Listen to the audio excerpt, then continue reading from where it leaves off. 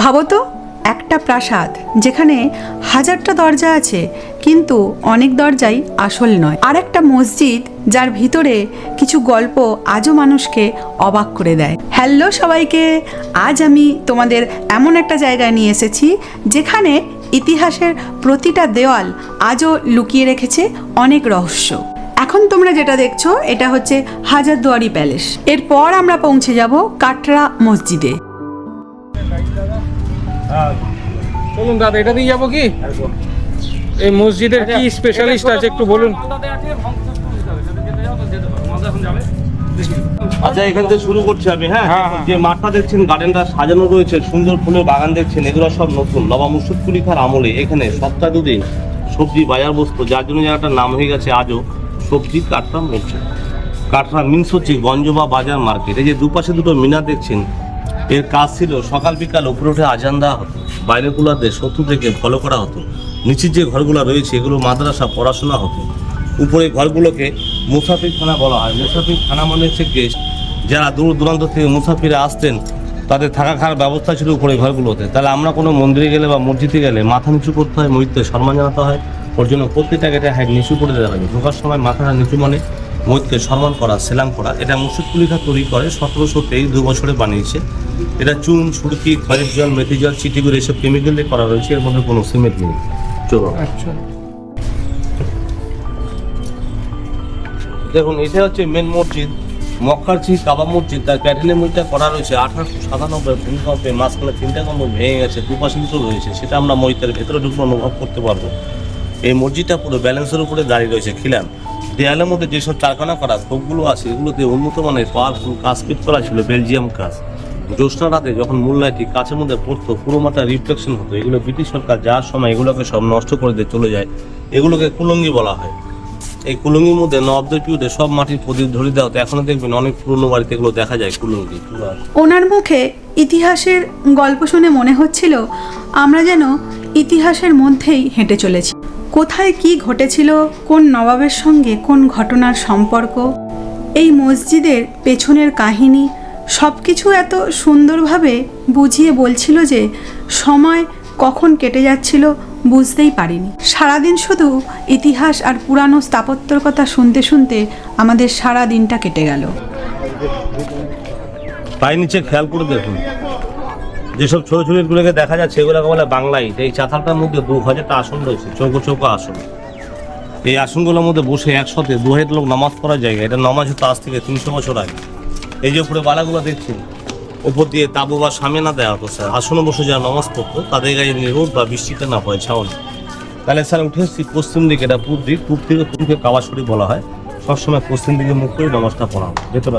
উনি আমাদের সামনে সামনে পথ দেখিয়ে নিয়ে যাচ্ছিলেন আর আমরা ওনার পিছনে পিছনে হাঁটতে হাঁটতে শুনছিলাম ইতিহাসের একের পর এক গল্প।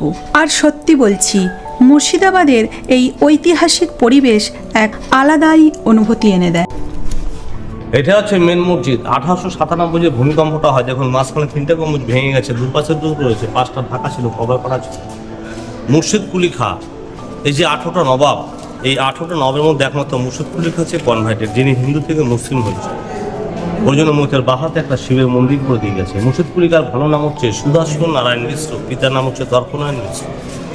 নবাব মুর্শিদ কুলি খাঁ দাক্ষিণাত্যে এক ব্রাহ্মণ পরিবারের সন্তান, বাঙালি হিন্দু ছিলেন। ছোটবেলায় মুর্শিদ কুলি খাঁকে এক ইস্পানি হাজি সাহেব ব্যক্তি তাকে চুরি করে নিয়ে এক মুসলিম কান্ট্রিতে, ওখান থেকে তার নাম দেওয়া হয় মোহাম্মদ হাদি। এই মোহাম্মদ হাদি যখন বড় হয়ে বুঝতে পারে আমি হিন্দু সন্তান, তখন হিন্দু সমাজে আসার চেষ্টা করে। তখনকার সমাজটা ছিল স্যার কঠোর, গ্রহণ করেননি। 1723 থেকে 1724 মসজিদটা কমপ্লিট হয়। 25 থেকে 27 মধ্যে নবাব মুর্শিদ কুলি খাঁ মারা যায়। 1706 থেকে 1725 অব্দি নবাব মুর্শিদ কুলি খাঁ রাজত্ব করেছিল 19 বছর। এই যে 18টা নবাব, এর মধ্যে 5 জন ছিল আপনার স্বাধীন নবাব। তাহলে স্বাধীন নবাব কারা কারা ছিল? মুর্শিদ কুলি খাঁ পরে সুজাতুল্লাহ এসছে জামাতা, তারপরে সারফরাজ খাঁ, আলিবর্দী খাঁ, তারপরে হচ্ছে সিরাজ। এই সিরাজ হচ্ছে আপনার শেষ স্বাধীন নবাব। মুর্শিদ কুলি খাঁর সাথে সিরাজের কোনো সম্পর্ক ছিল না। আলিবর্দী খাঁর নাতি হচ্ছে সিরাজ, তাও কি মেয়ের ঘরের নাতি, দহিত। সিরাজের আসল নাম কি? মির্জা মোহাম্মদ। মসনদে বসার পর উপাধি পান সিরাজ। সিরাজ কথার অর্থ হচ্ছে রাষ্ট্রের প্রদীপ। 1757 সাল বৃহস্পতিবার 23 জুন দুপুর 2টায় হয়েছিল পলাশির যুদ্ধ। তাহলে আমি সিরাজের বেগম লুৎফান্নেসা মুর্শিদাবাদের লোককে কেন মির্জাপুরের জায়গা বলা হতো? লুৎফাই ছিল সিরাজের প্রিয়তমা স্ত্রী, দাসী বলা হতো। 1723 থেকে 24 কমপ্লিট, এখন 2026 চলছে, আমরা যেখানে দাঁড়িয়ে আছি 302 বছর বয়সে মসজিদটা। তাহলে আজ থেকে 302 বছর আগে জায়গাটার নাম ছিল মাকসুদাবাদ। এখন যা খবরটা দেখে নেবেন, এনার নামের দৃষ্টিটা মুর্শিদাবাদ হয়ে গেছে। বাংলা, বিহার, রুশিয়ার প্রথম নবাব মুর্শিদ কুলি খাঁ বলে গেছিলেন, আমার সমাধিস্থলটা এমন করে দেওয়া হবে, যত নামাজিরা যত নামাজ পাঠ সাববে সকল আমার বুকের মধ্যে মারি গিয়ে আমাকে দর্শন করবে। সর্ষা দানা মতো এক পুরো ধুলো আমার গায়ের উপরে পড়লে আমি পাপ থেকে মুক্ত হবো। লম্বায় মুর্শিদ কুলি খাঁ 4.5 ফুট, আর সিরাজ ছিল 7 ফুট 2। এই মুর্শিদ কুলি খাঁ ধর্মে রূপান্তরিত হয়েছে, এই জন্য বাহাতে একটা শিবের মন্দির পড়ে গেছে। যেহেতু উনি কনভার্টেড, ওর জন্য মন্দির মসজিদ পাশাপাশি রেখে গেছে। দ্বিতীয় দিন সকালবেলা আমরা চান টান সেরে খুব সকালে পৌঁছে গেলাম পাতালেশ্বর মন্দিরে। সকালের শান্ত পরিবেশ, মন্দিরের সৌন্দর্য আর চারপাশের নিরিবিলি আবহাওয়া সব মিলিয়ে দিনের শুরুটা হয়ে গেল দারুণ। দুপাশে চোখে পড়ল সুন্দর সুন্দর ফুলের বাগান, আর সামনেই বড় বড় অক্ষরে লেখা পাতালেশ্বর মন্দির। জায়গাটার পরিবেশটা এতটাই শান্ত আর সুন্দর ছিল যে ঢুকেই মনটা ভালো হয়ে গেল। আর একটু এগোতেই দেখতে পেলাম বিশাল বড় একটা বটগাছ, আর সেই বটগাছের পাশ দিয়ে ডান দিকে একটু দূরে গিয়ে দেখলাম যে একটা নদী বয়ে যাচ্ছে। নদীটা প্রায় পুরোই কচুরিপানায় ভর্তি ছিল, আর নদীর ধারে অনেকগুলো ঘাটও দেখতে পেলাম।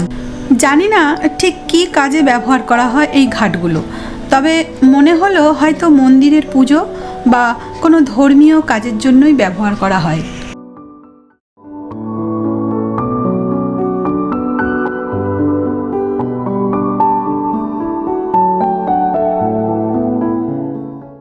তারপর আমরা দেখতে পেলাম মন্দিরের লাগোয়া আরও একটা ঘাট। পুরো মন্দিরটাকে পিছন দিক দিয়ে ঘুরে ঘুরে দেখতে দেখতে আমরা চলে এলাম মন্দিরের মূল প্রবেশদ্বারের সামনে। সত্যি বলতে পাতালেশ্বর মন্দিরের সবচেয়ে অবাক করা বিষয়টা ছিল শিব ঠাকুরের অবস্থান। সাধারণত আমরা মন্দিরে সোজাসুজি ঠাকুর দেখি, কিন্তু এই ঠাকুরটা দর্শন করার জন্য আমাদের সিঁড়ি দিয়ে অনেকটাই নিচে নামতে হলো। পুরো মন্দিরটা পরিক্রমা শেষ করে এবার আমাদের শুরু হলো ফটোশ্যুট। এত সুন্দর জায়গা দেখে আর লোভ সামলানো গেল না। Slow motion video, still photo, নানান রকম সিনেমাটিক শট সব কিছুই চলতে লাগলো একের পর এক। জায়গাটা ক্যামেরায় যতটা না সুন্দর লাগছিল, সামনে থেকে তার থেকে অনেক বেশি সুন্দর লাগছিল। সুন্দর সুন্দর ফটোশ্যুট করে আমরা এবার ফিরবো আমাদের বন্ধুর বাড়িতে। বন্ধুর বাড়ি এই কারণেই বললাম, আমরা কলকাতা থেকে মুর্শিদাবাদ গিয়ে উঠেছিলাম এক বন্ধুর বাড়ি। আগামীকাল আমাদের ওই বন্ধুর ছেলের অন্নপ্রাশন ছিল এবং আজকের দিনটা ছিল রবিবার, আর সেই জন্যই আমরা সবাই মিলে প্ল্যান করেছিলাম আজকের দিনটা এবং কালকে দুপুর পর্যন্ত আমরা পুরো মুর্শিদাবাদটা এক্সপ্লোর করব। তো আজকের মুর্শিদাবাদের কিছু ভ্রমণ কাহিনী তোমাদের সঙ্গে শেয়ার করলাম। এর পরের ভিডিওতে তোমাদের সঙ্গে শেয়ার করব আমাদের মুর্শিদাবাদের দ্বিতীয় দিনের ভ্রমণ কাহিনী। আমাদের এই সুন্দর সুন্দর ভ্রমণের কাহিনী যদি তোমরা পছন্দ করে থাকো, তাহলে প্লিজ চ্যানেলটাকে সাবস্ক্রাইব করে দিয়ে পাশে থেকো।